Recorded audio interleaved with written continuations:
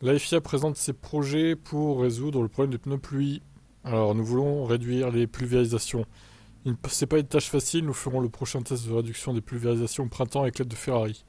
À ce moment-là, nous essaierons de répondre enfin à la question de savoir dans quelle proportion du problème est due à la configuration de la voiture ou quelle proportion est due aux pneus. Dans les simulations, il est extrêmement difficile de trouver le bon équilibre de répondre à cette question uniquement par la CFD. Nous y répondrons donc lorsque nous effectuerons des tests.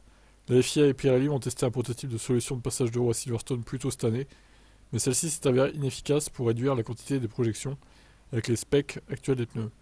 Tombazzi a déclaré qu'il n'abandonnerait pas encore la solution des enjoliveurs, car il cherche à évaluer si des travaux sont nécessaires sur les voitures ou les pneus lors des tests avec Ferrari. Pourquoi Ferrari d'ailleurs bon. Ils peuvent pas faire un test avec plusieurs équipes pour comparer les résultats au final. Sur cette base, si les pneus représentent une proportion significative du problème, alors d'ici 2026, nous aurons une solution d'enjoliveur pour les courses ultra mouillées. Si la conclusion ne concerne pas tant les pneus que ça, mais plutôt le diffuseur sur le châssis, alors nous devrons faire un peu plus de travail sur les voitures, et cela nous pouvons simuler. Mais nous avons besoin de ces données de l'expérience en avril.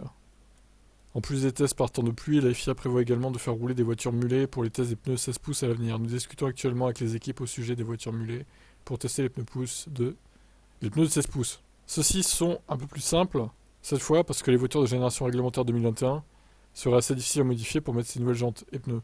Nous pensons donc que nous pourrons facilement être une plateforme pour de tels tests.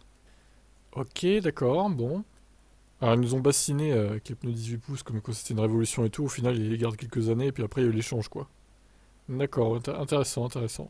Quant aux projections d'eau, oui, il va falloir trouver une solution. C'est sûr que c'est de pire en pire, surtout avec la taille des voitures, il y en a de plus en plus quoi. Je vous laisse commenter.